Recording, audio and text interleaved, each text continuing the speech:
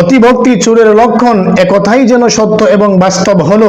আমার প্রিয় দেশবাসী, বর্তমান বাংলাদেশের অন্তর্বর্তী সরকারের কিছু উপদেষ্টা আছেন, বিশেষ করে একজনের কথা না বললে নাই হয়।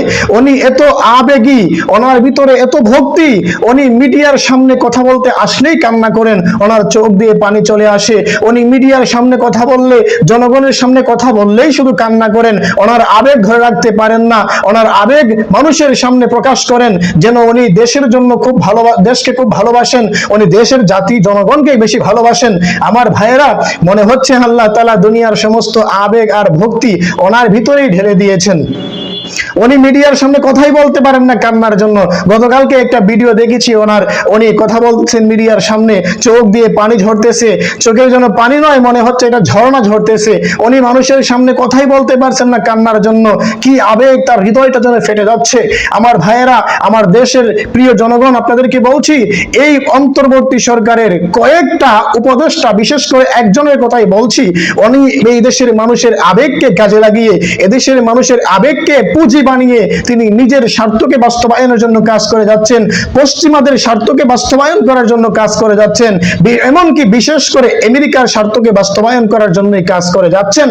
আমার ভাইয়েরা, কয়েক সপ্তাহ ধরে, কয়েক দিন ধরে বাংলাদেশে ঢাকায় জাতিসংঘের মানবাধিকার কমিশনের অফিস খোলার বিষয়ে আলেম ওলামারা বারবার প্রতিবাদ করে যাচ্ছেন, মিছিল মিটিং করে যাচ্ছেন, বারবার তারা শুধু আপত্তি জানিয়ে যাচ্ছেন যে আমাদের দেশে জাতিসংঘের মানবাধিকার কমিশনের অফিস খোলার কোনো প্রয়োজন নেই, আমরা এটা চাই না, এটা যেন না করা হোক।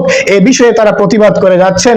আফসোসের বিষয় হচ্ছে, বর্তমান সরকারের যে উপদেষ্টারা আছেন, একজন উপদেষ্টাও একটু ভাবার, একটু চিন্তা করার প্রয়োজন মনে করলেন না যে আলেম ওলামারা যে বিষয়ে কথা বলতে চাচ্ছেন আমাদের সাথে, যে বিষয়টা নিয়ে তারা প্রতিবাদ জানাচ্ছেন, তাদের সাথে একটু বসে এই বিষয়টা নিয়ে কথা বলার প্রয়োজন, এটা তারা একবারও ভাবেন নাই।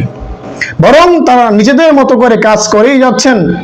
নিজেদের মতো করে তারা শুধু তাদের শক্তি আর পাওয়ার ক্ষমতাকে কাজে লাগিয়ে তারা যা যা করা দরকার সবকিছু করেই যাচ্ছেন। অলরেডি ইতিমধ্যেই জাতিসংঘের মানবাধিকার কমিশনের অফিস ঢাকায় খোলার জন্য যা যা কিছু দরকার সবকিছু কিন্তু ওকে হয়ে গেছে। এখন শুধুমাত্র অফিসিয়ালি কার্যক্রমটা শুরু হওয়ার বাকি আছে।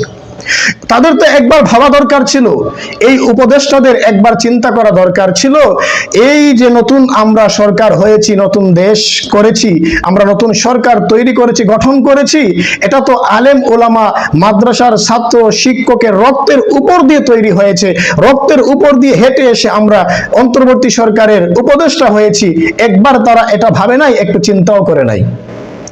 আজকে তারা তাদের মতো করে কাজ করে যাচ্ছে, আলেম ওলামাদের কথাকে কোনো পাত্তাই দিচ্ছে না, আলেমদের কথাকে কোনো হিসাবই করছে না। আর আলেমদের এই কথাকে, আলেমদের এই বিষয়টাকে ধামাচাপা দেওয়ার জন্য বারবার নতুন করে ইস্যু তৈরি হচ্ছে আমাদের দেশে, আর সমস্ত মিডিয়ারা ওই ইস্যুতেই পড়ে আছে। সমস্ত মিডিয়ারা শুধু ওই নিউজগুলো নিয়েই ব্যস্ত হয়ে আছে। দেশে আর কি হচ্ছে না হচ্ছে ওই দিকে কোনো নিউজ নাই।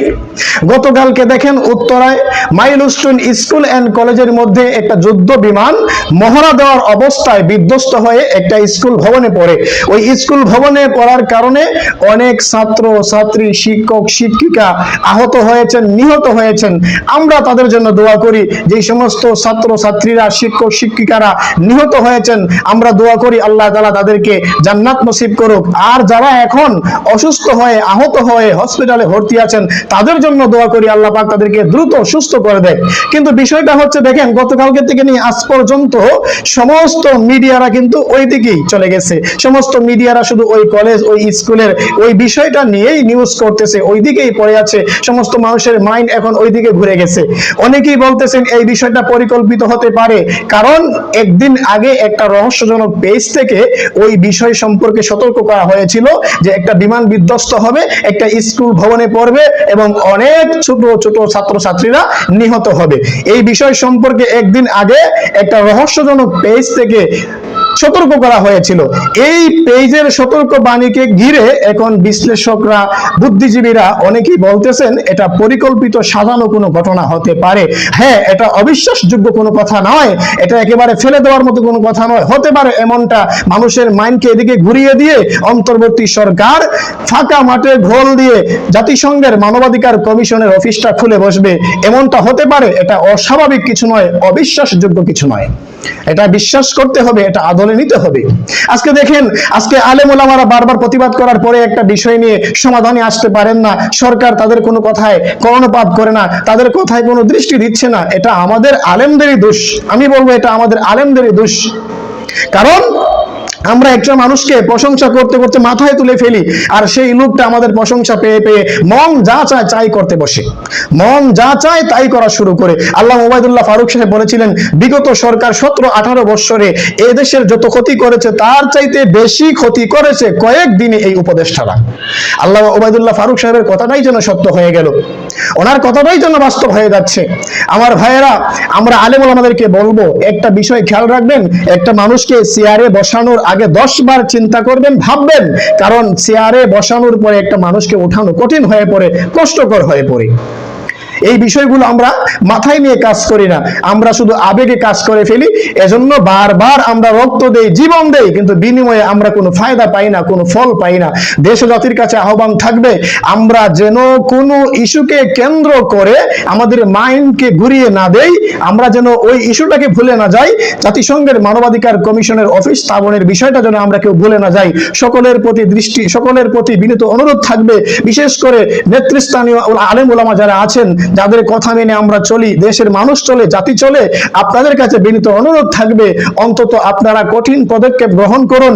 যে কোনো মূল্যেই হোক যেন এ দেশে জাতিসংঘের মানবাধিকার কমিশনের অফিস যেন খোলা না হয়, তার কার্যক্রম যেন চালু না হয়, এজন্য জোরালো পদক্ষেপ গ্রহণ করুন।